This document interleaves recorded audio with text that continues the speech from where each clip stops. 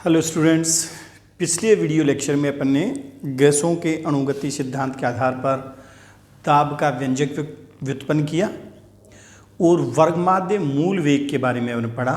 उस पर आधारित कुछ क्वेश्चन अपन ने डिस्कशन किए। अब कुछ रिमेनिंग टाइप के क्वेश्चन अपन और देखते हैं। पहला क्वेश्चन अपन देखते हैं बच्चों।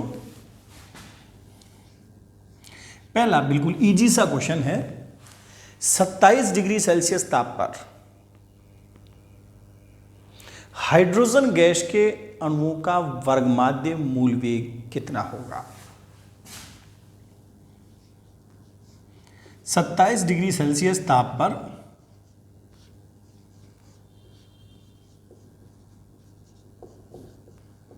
हाइड्रोजन गैस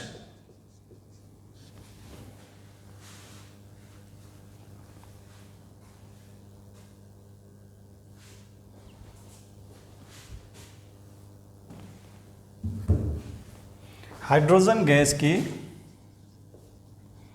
अणुओं का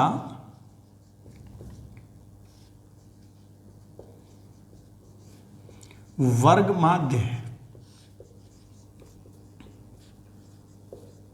मूल वेग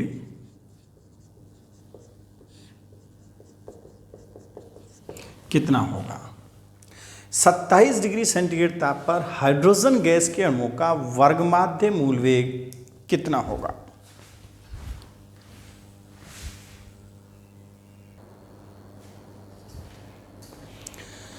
तो बच्चों अपन ने ये पहला क्वेश्चन देखा। 27 डिग्री सेंटीग्रेड पर हाइड्रोजन गैस के अणुओं का वर्गमाध्य मूल वेग कितना होगा? 27 डिग्री सेंटीग्रेड ताप पर हाइड्रोजन गैस के अणुओं का वर्गमाध्य मूल वेग कितना होगा? ठीक है बच्चों। तो आपको ये पता है कि Vrms जो होता है वो क्या होता है बच्चों? Root 3RT by capital M। Vrms क्या होगा? Root 3RT by capital M, और ये होगा रूट 3, R की जगह 8.3, T जो है वो है 300 केल्विन,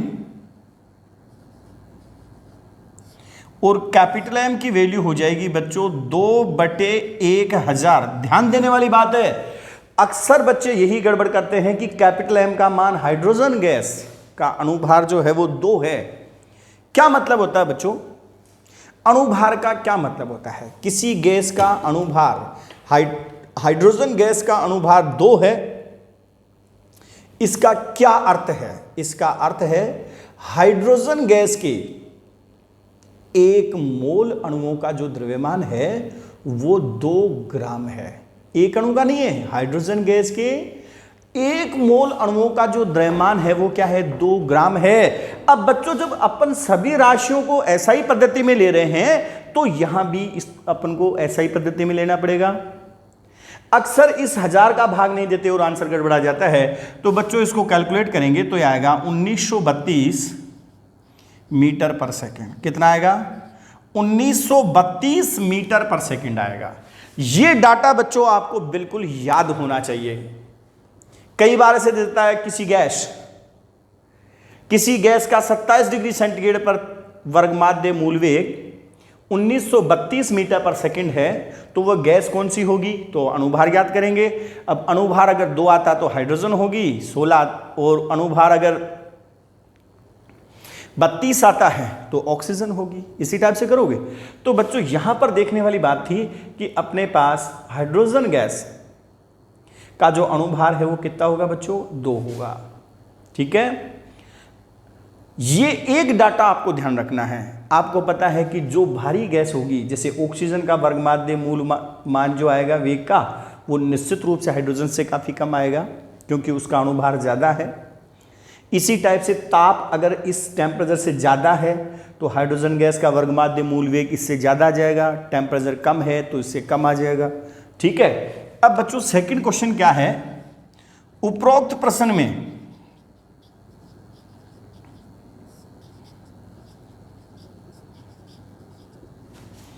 समान ताप पर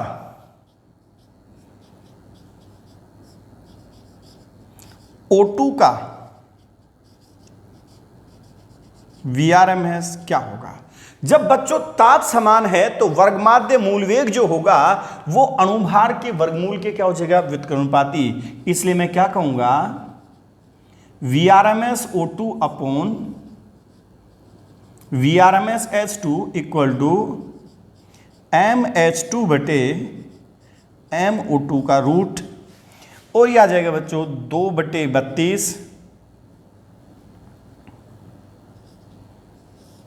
और ये आ जाएगा 1/16, और ये आ जाएगा 1/4। इसका मतलब ये हुआ कि VRMS of O2 is equal to होगा 1/4 time of VRMS of H2, और ये आ जाएगा 1/4 इंटू 1932, और ये आ जाएगा बच्चों 483 मीटर पर सेकेंड। तो 27 डिग्री सेंटीग्रेड ताप पर ऑक्सीजन गैस का जो वर्गमाध्य मूल वेग है वो कितना हो जाएगा बच्चों, 483 मीटर पर सेकंड हो जाएगा। ठीक है, नेक्स्ट क्वेश्चन।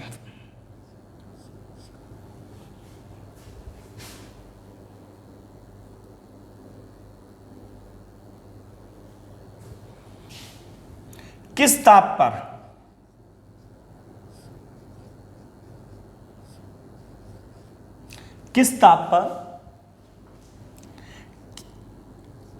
H2 गैस का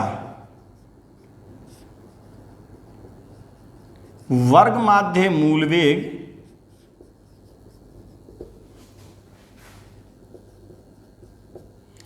0 डिग्री सेंटीग्रेड पर वर्गमाध्य मूल वेग का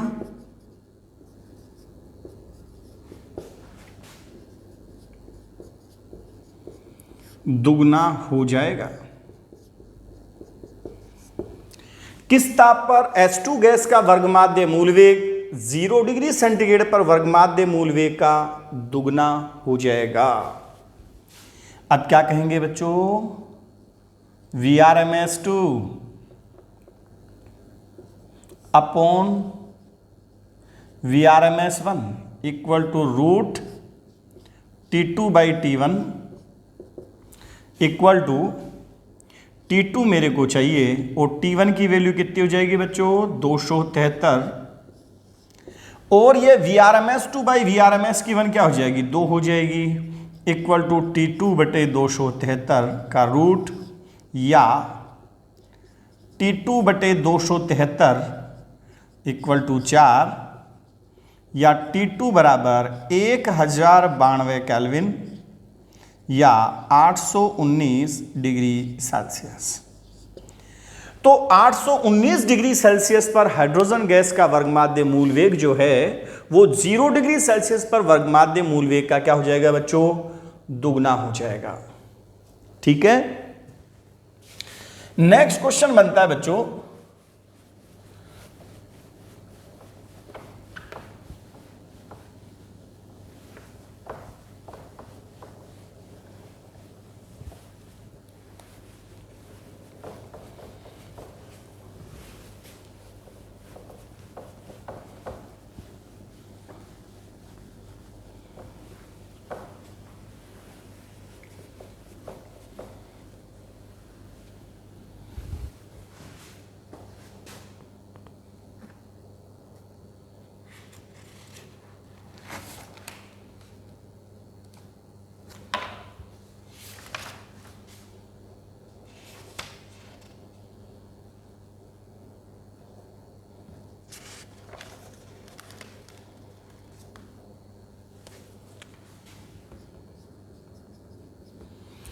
अब देखो एक क्वेश्चन बच्चों अपन देखते हैं, किस ताप पर ऑक्सीजन गैस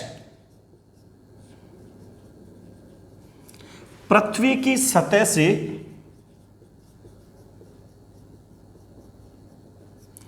पलायन कर जाएगी। किस ताप पर ऑक्सीजन गैस पृथ्वी की सतह से पलायन कर जाएगी। अब बच्चों कोई भी गैस पलायन कब करेगी, जब वहां पर उस गैस का वर्गमाध्य मूल वेग पलायन वेग के बराबर या उससे अधिक हो जाना चाहिए। तो मैं ये कहूंगा कि जो Vrms है वो कम से कम पलायन वेग के बराबर तो हो जाना ही चाहिए, एस्केप वेलोसिटी के बराबर हो जाना चाहिए। और आप क्या कहेंगे, √3RT/m इक्वल टू 11.2 इंटू 10 के घात 3 के बराबर हो जाना चाहिए, या 3RT/m बराबर 11.2 का स्क्वायर इंटू 10 के घात 6 हो जाना चाहिए, अप्रोक्स 125 इंटू 10 के घात 6 हो जाना चाहिए, या 3 इंटू 8.3 इंटू टी बटे कैपिटल M 32 बटे 1000 बराबर 125 इंटू 10 के घात 6 हो जाना चाहिए, और या कैपिटल टी की वैल्यू आएगी बच्चों 1.6 इंटू 10 के घात 5 केल्विन। कितना? 1.6 अप्रोक्स इंटू 10 के घात 5 केल्विन। अर्थात अगर पृथ्वी की सतह का ताप बढ़कर 1.6 इंटू 10 के घात 5 केल्विन के बराबर हो जाए तो पृथ्वी की सतह से ऑक्सीजन गैस क्या हो जाएगी बच्चों? पलायन कर जाएगी। ठीक है, और हाइड्रोजन गैस तो उससे पहले ही पलायन कर चुकी होगी। तो ऑक्सीजन गैस के पलायन करने के लिए ताप जो है वो 1.6 इंटू 10 के घात 5 केल्विन होना चाहिए। क्लियर? अब बच्चों अपन लेते हैं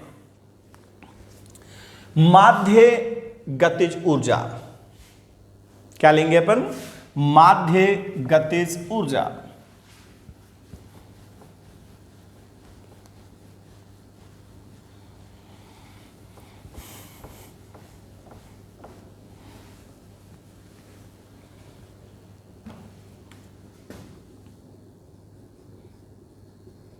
माध्य गतिज ऊर्जा। माध्य गतिज ऊर्जा बच्चों, माध्य गतिज ऊर्जा को अपन 3 टाइप से पढ़ते हैं। फर्स्ट अपन देखते हैं माध्य ऊर्जा। तो किसी गैस के 1 मोल अणुओं की जो ऊर्जा होती है, किसी गैस के 1 मोल अणुओं की जो ऊर्जा होती है उसको अपन क्या कहते हैं बच्चों? माध्य गतिज ऊर्जा कहते हैं। किसी गैस के 1 मोल अणुओं की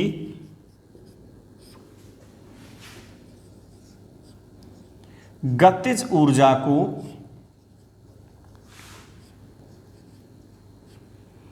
माध्य ऊर्जा या औसत ऊर्जा कहते हैं। बीच में यहां पर बच्चों माध्य गतिज ऊर्जा नहीं आएगा, केवल माध्य ऊर्जा या औसत ऊर्जा आएगा। समझ में आ रहा है? तो किसी गैस के 1 मोल अणुओं की गतिज ऊर्जा को क्या कहते हैं? माध्य ऊर्जा कहते हैं। और ये बच्चों E इक्वल टू क्या बनेगी आपके पास? 1/2 m dash into Vrms square. क्या बनेगी? 1/2 m dash into Vrms square. अब बच्चों 1 मोल के लिए गैस के अणुओं का द्रव्यमान उसके अणुभार के बराबर होगा। m डैश की वैल्यू क्या हो जाएगी? m हो जाएगी।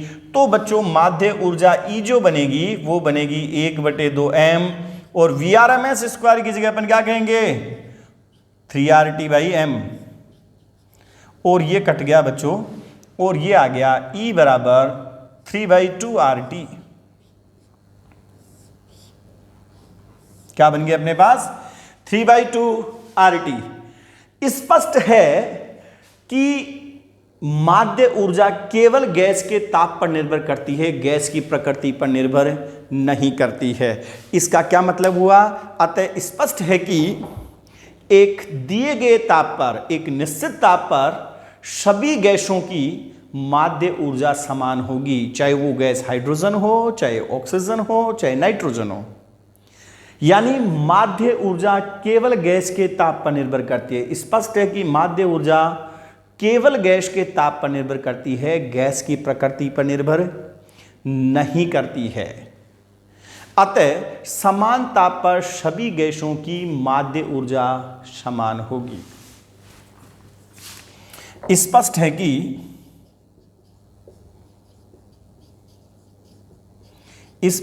कि माध्य ऊर्जा केवल गैस के ताप पर निर्भर करती है,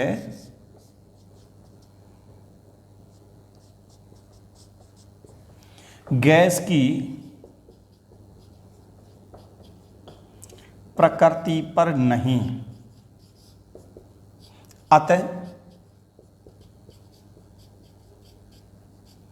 अतः समान ताप पर सभी गैसों की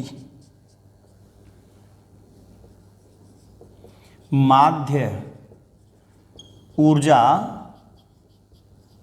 समान होती है। स्पष्ट है कि माध्य ऊर्जा केवल गैस के ताप पर निर्भर करती है, गैस की प्रकृति पर नहीं। अतः समान ताप पर सभी गैसों की माध्य ऊर्जा समान होती है। दूसरी आती है बच्चों प्रति अणु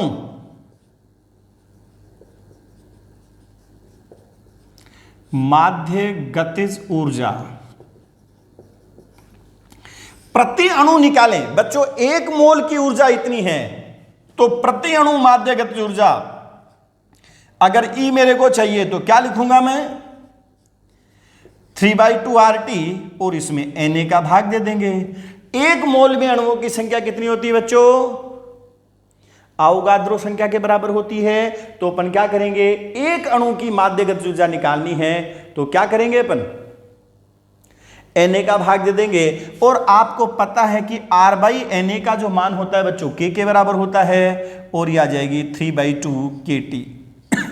जहां पर K जो होता है वो होता है R/Na और इसको बोलते हैं बोल्ट्जमान नियतांक। क्या बोलते हैं बच्चों? बोल्ट्जमान नियतांक बोलते हैं। और इसकी वैल्यू होती है 1.38 इंटू 10⁻⁻23 जूल पर मोल इंटू केल्विन आ जाए। अब आपको पता है बच्चों K भी एक सार्वत्रिक नियतांक है, इसलिए मैं क्या कहूंगा कि प्रति अणु माध्य गतिज ऊर्जा भी केवल गैस के ताप पर निर्भर करती है, गैस की प्रकृति पर निर्भर नहीं करेगी। अतः विभिन्न गैसों के लिए प्रति अणु माध्य गतिज ऊर्जा समान ताप पर क्या होगी? समान होगी, चाहे गैस कोई सी भी हो। स्पष्ट है कि अतः स्पष्ट है कि प्रति अणु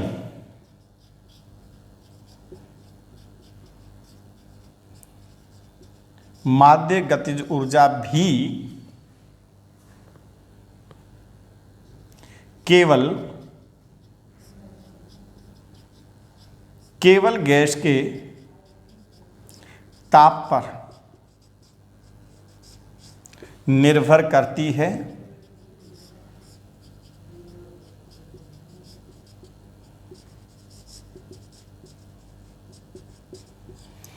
गैस की प्रकृति पर नहीं। ठीक है बच्चों, अतः स्पष्ट है कि प्रति अणु माध्य गतिज ऊर्जा भी केवल गैस के ताप पर निर्भर करती है, गैस की प्रकृति पर नहीं। अर्थात समान ताप पर सभी गैसों की प्रति अणु माध्य गतिज ऊर्जा भी क्या हो जाएगी बच्चों? समान हो जाएगी। अब बच्चों तीसरा केस अपन लेते हैं, प्रति ग्राम माध्य गतिज ऊर्जा, प्रति ग्राम माध्य गतिज ऊर्जा। ध्यान देना बच्चों, अगर प्रति ग्राम अणु कहता है, ग्राम अणु का मतलब तो मोल ही हो गया, और प्रति मोल देखा जाए तो माध्य ऊर्जा होगी, लेकिन प्रति ग्राम, ग्राम और ग्राम अणु अलग चीज है। ग्राम अणु का तो मतलब क्या हो गया, एक मोल के लिए हो गया। तो बच्चों माध्य, अब मैं यह कहना चाहता हूं कि यदि प्रति ग्राम, प्रति 1 ग्राम में मोलों की संख्या कितनी होगी बच्चों, 1 ग्राम में मोल बराबर हो जाएगा पदार्थ की ग्रामों मात्रा बटे अणुभार। तो बच्चों ये 1 ग्राम में मोल इतने हो गया, तो 1 मोल की माध्य गतिज ऊर्जा इतनी है, तो बच्चों प्रति ग्राम कितनी आ जाएगी, 1 मोल की माध्य गतिज ऊर्जा 3/2 RT है, तो 1/m मोल की कितनी होगी, गुणा कर दे। इसलिए बच्चों E बराबर आ जाएगा 3RT/2m। और स्पष्ट है कि प्रति ग्राम माध्य गतिज ऊर्जा गैस के ताप के साथ साथ गैस की प्रकृति पर भी निर्भर करेगी, क्योंकि अलग अलग गैसों का अणुभार क्या होगा बच्चों, अलग अलग होगा। इसलिए इसका कमेंट में नीचे लिख रहा हूं, अतः स्पष्ट है कि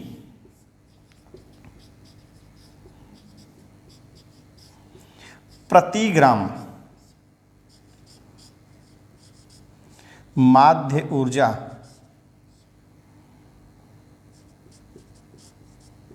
गैस के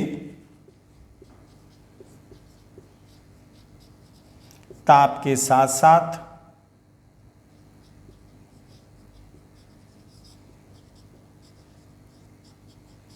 गैस की प्रकृति पर भी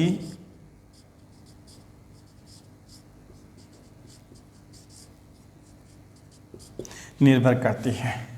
अतः स्पष्ट है कि प्रति ग्राम माध्य ऊर्जा गैस के ताप के साथ साथ गैस की प्रकृति पर भी निर्भर करती है। क्लियर है बच्चों? तो ये अपन ने पढ़ा माध्य गतिज ऊर्जा। अब बच्चों इस पर बेस्ड अपन एक बहुत ही अच्छा क्वेश्चन देखते हैं। कई बार रिपीट हुआ ये क्वेश्चन और बहुत ही अच्छा लॉजिकल और कंसेप्चुअल क्वेश्चन है।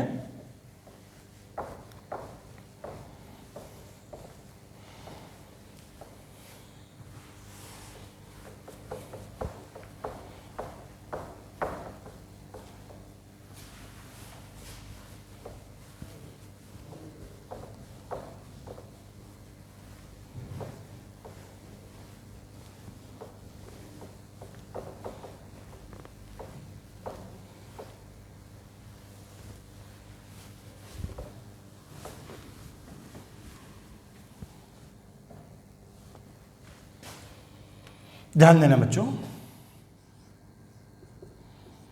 एक पात्र में P0 दाब तथा, चलो P कर लो, तो P दाब तथा T ताप पर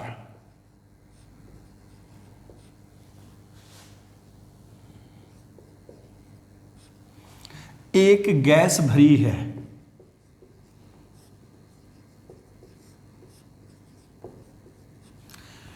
एक पात्र में P दाब तथा T ताप पर एक गैस भरी है।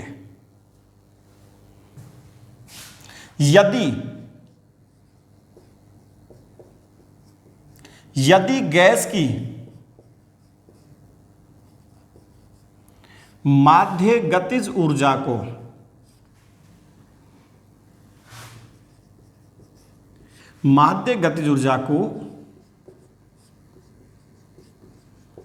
नियत रखते हुए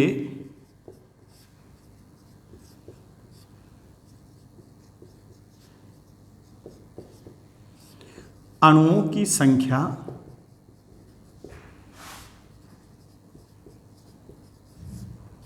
दुगनी कर दी जाए तो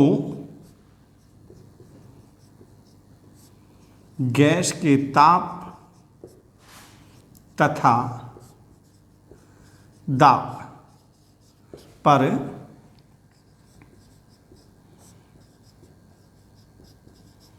क्या प्रभाव पड़ेगा? एक पात्र में P दाब तथा T ताप पर एक आदर्श गैस भरी है। यदि गैस की माध्य गतिज ऊर्जा को नियत रखते हुए अणुओं की संख्या दुगनी कर दी जाए तो गैस के ताप तथा दाब पर क्या प्रभाव पड़ेगा? अब बच्चों सोचने वाली बात है, सॉल्यूशन देखें। आपको पता है बच्चों कि प्रति अणु माध्य ऊर्जा या माध्य गतिज ऊर्जा अगर मैं ई डैश कहता हूं तो यह कितनी बनेगी बच्चों? 3/2 kT। अब यदि मान लो n अणु हैं, पहले n अणु हैं, तो n अणुओं की कुल माध्य गतिज ऊर्जा, इसको बच्चों मैं E कह रहा हूं, और ये हो जाएगा 3/2 इंटू n इंटू KT। क्यों यही आएगा? अब बच्चों क्या कह रहा है कि E का मान नियत है, E कांस्टेंट है, माध्य गतिज ऊर्जा को नियत रखते हुए। अब बच्चों आपको पता 3/2 कांस्टेंट है, K कांस्टेंट है, तो मैं ये कहूंगा कि n इंटू टी का जो प्रोडक्ट होगा बच्चों क्या रहेगा? कांस्टेंट। n तथा t का जो गुणनफल है वो हमेशा क्या रहेगा? कांस्टेंट। इसलिए बच्चों जब अणुओं की संख्या दुगनी करोगे तो ताप निश्चित रूप से क्या हो जाएगा?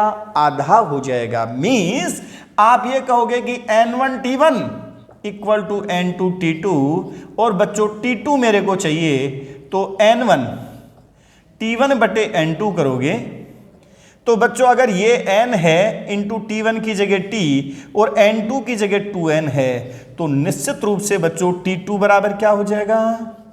t/2। अर्थात ताप घटकर कितना हो जाएगा? आधा। अब बच्चों अपन दाब की बात करते हैं। आपको पता है कि प्रेशर बराबर होता है 2/3E। पहली बात तो यहीं से पता चल जाएगा कि आपको पता है गैस का दाब माध्य गतिज ऊर्जा का 2/3 गुना होता है, और जब माध्य गतिज ऊर्जा को अपन नियत रख रहे हैं तो श्योर है कि दाब भी क्या रहेगा? नियत रहेगा।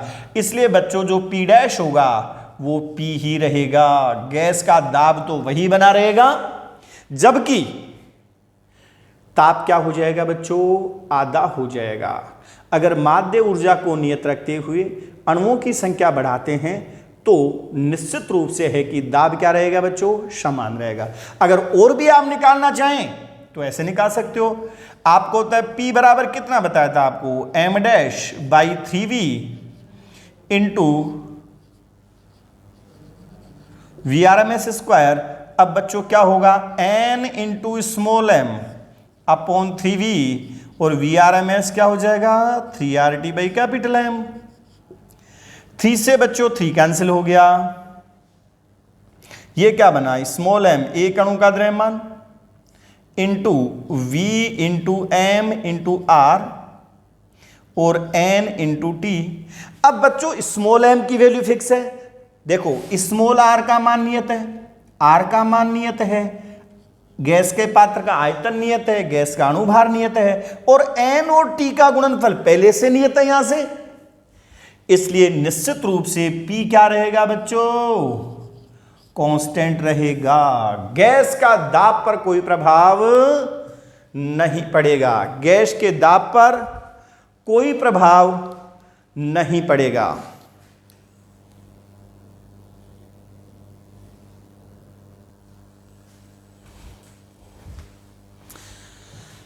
आगे बच्चों अपन देखते हैं माध्य या औसत मुक्त पथ। माध्य मुक्त पथ, free mean path, free mean path या मीन फ्री पाथ।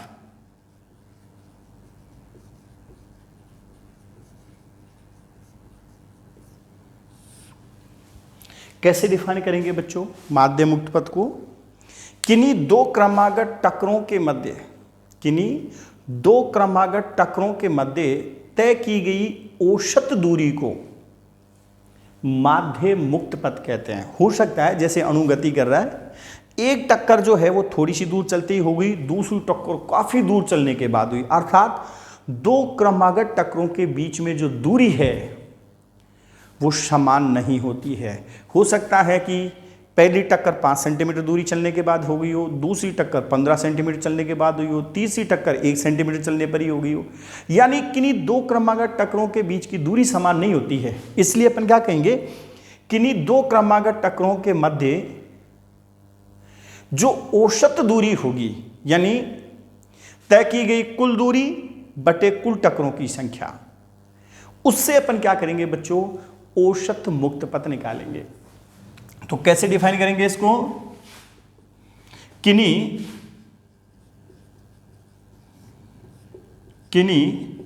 दो क्रमागत टक्करों के मध्य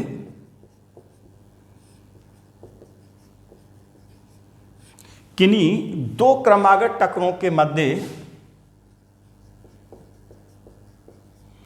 औसत दूरी को माध्य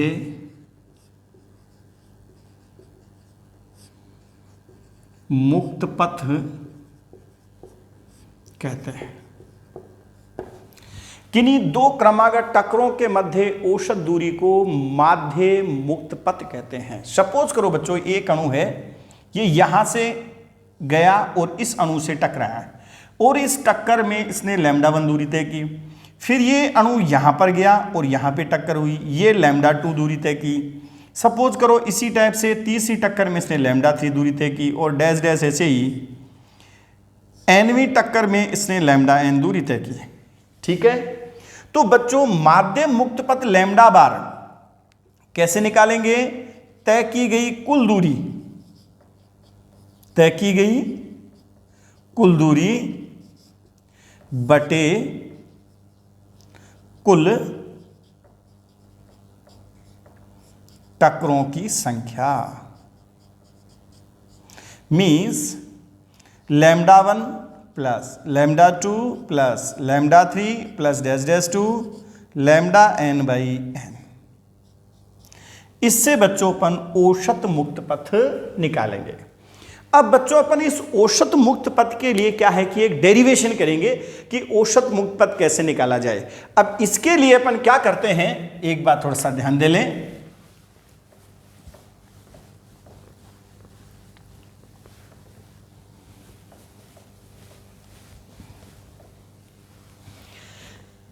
इसके लिए क्या करते हैं अपन, एक बेलनाकार पात्र लेते हैं। सपोज करो कि ये मेरे पास एक बेलनाकार पात्र है,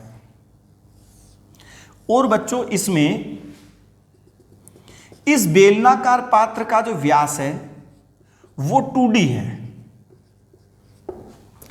और ये जो प्रत्येक अणु है इस टाइप से, इस प्रत्येक अणु का जो व्यास है वो d है।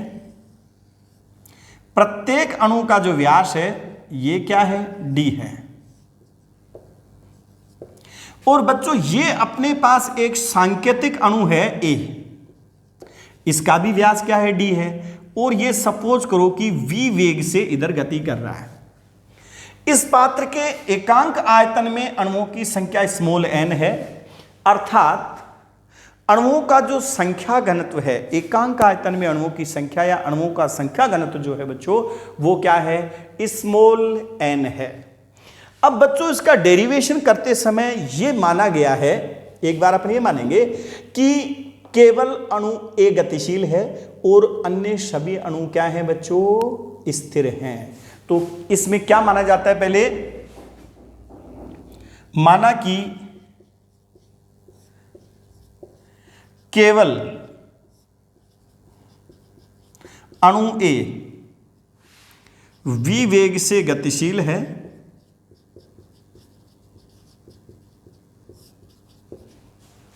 तथा अन्य अणु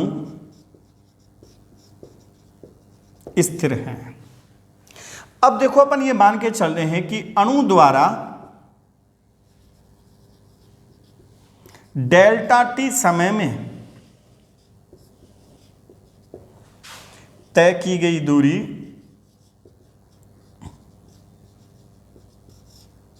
अणु द्वारा डेल्टा टी समय में तय की गई दूरी कितनी हो जाएगी बच्चों? v into delta T. अब अणु द्वारा डेल्टा टी समय में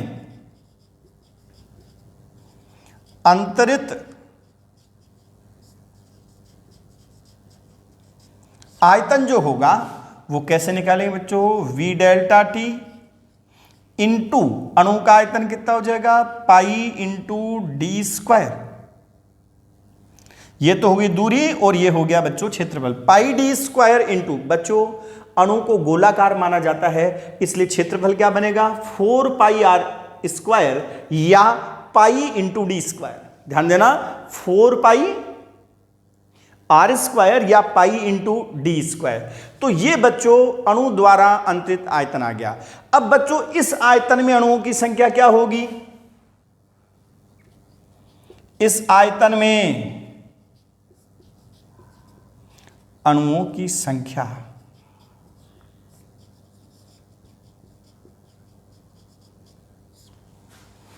बराबर क्या हो जाएगी बच्चों?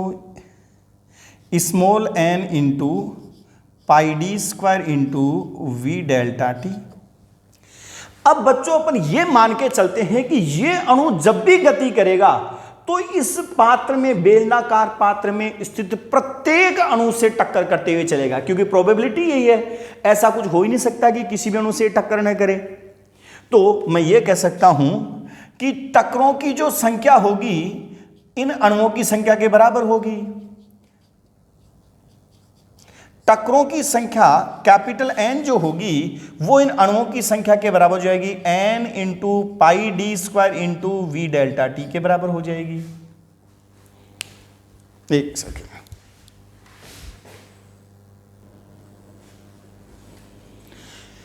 तो आपको पता है बच्चों इस आयतन में जितने अणुओं की संख्या होगी टक्करों की संख्या भी अणुओं की संख्या के बराबर ही होगी। ठीक है, तो अब बताओ औसत मुक्त पथ लैम्डा बार क्या हो जाएगा?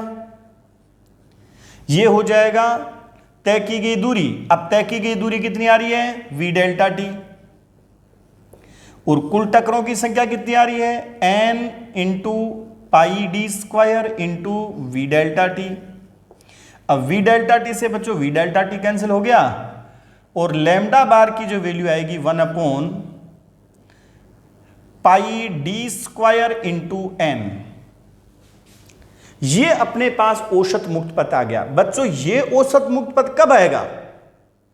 जब केवल अणु A गति करेगा और अन्य अणु स्थिर रहेंगे। लेकिन वास्तव में ऐसा थोड़ी होता है, वास्तव में तो गैस के सभी अणु गतिशील होते हैं। अतः यदि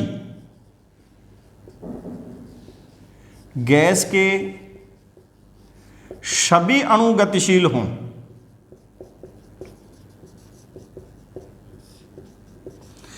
यदि गैस के सभी अणु गतिशील हों तो फिर लैम्डा बार निकालने के लिए नीचे √2 से वो डिवाइड कर दिया जाता है, √2 pi D square into n। ये बच्चों नीट 2019 में डायरेक्ट फॉर्मूला ही पूछा गया है। औसत मुक्त पथ जो होगा lambda bar is equal to 1 upon √2 pi D square into n। अब बच्चों अपन को यह देखना है कि वास्तव में औसत मुक्त पथ और किस किस चीज पे डिपेंड करता है। एक दो फॉर्मूले अपन और निकालते हैं और फिर अपन फाइनली डिसाइड करेंगे कि जो औसत मुक्त पथ है वो किन किन चीजों पर निर्भर करेगा। अब ध्यान देना, स्मॉल n क्या है बच्चों? एकांक आयतन में अणुओं की संख्या। अब बच्चों आपको यह भी पता है कि गैस आदर्श गैस समीकरण PV is equal to nRT होता है। क्लियर है? आदर्श गैस समीकरण जो होता है PV is equal to nRT होता है। और बच्चों इसकी जगह मैं n/Na भी कह सकता हूं इंटू RT। अणुओं की संख्या अपॉन आवोगाद्रो संख्या भी मोलों के बराबर होता है। मोल दो टाइप से निकालते हैं, एक तो कैसे पदार्थ की ग्रामों में मात्रा अपॉन अणुभार, या फिर अणुओं की संख्या बटे आवोगाद्रो संख्या। अब बच्चों R/Na को अपन K कहते हैं, इसलिए क्या बन गया, capital N into K T. अब बच्चों P इज इक्वल टू क्या बनेगा, capital N by V into K T. और ये कैपिटल N बाई वी एकांक आयतन में अणुओं की संख्या ही तो है, इसको स्मॉल n कहेंगे। तो बच्चों क्या बन गया अपने पास, P is equal to small n into K T. और इस स्मॉल n की जगह मैं क्या रखूंगा बच्चों, P अपॉन के टी। तो बच्चों ये जैसे ही वैल्यू रखूंगा तो मेरे पास औसत मुक्त पद का दूसरा फॉर्मूला आ गया, के टी ऊपर चला जाएगा, के T upon √2 pi D square into P. ठीक है।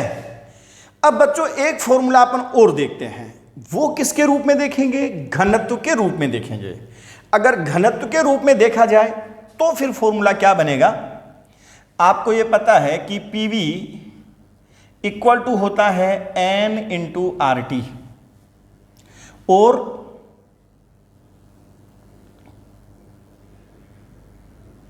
यह बनेगा आपके पास M dash by capital M into R T.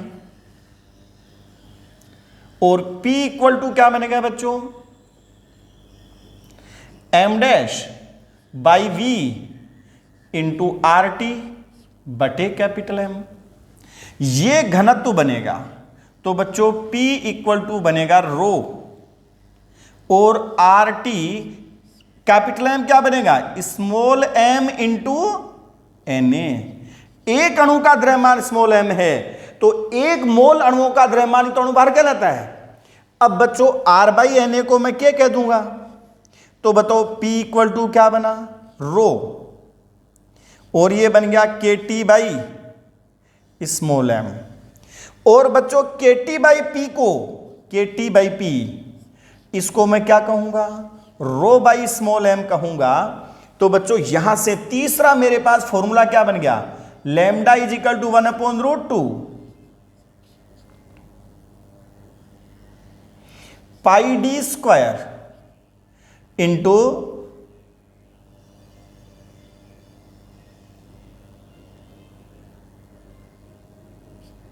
के T by P, M by rho बनेगा। क्या बनेगा, एम बाई रो। और ये बनेगा बच्चों एम बाई रो।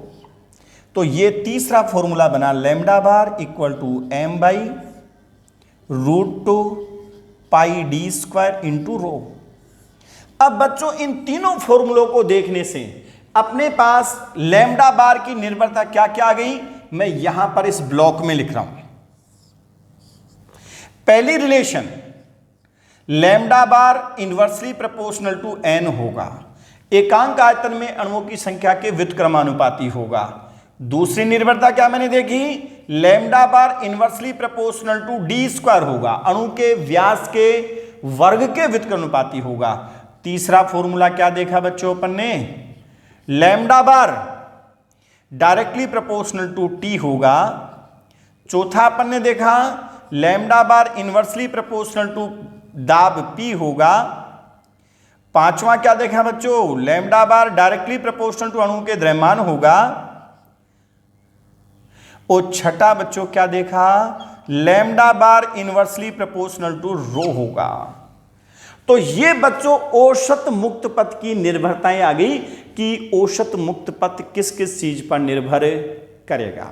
ठीक है बच्चों, तो नेक्स्ट अपन अगले वीडियो लेक्चर में पढ़ेंगे। ये औसत मुक्त पथ आपका कंप्लीट होता है।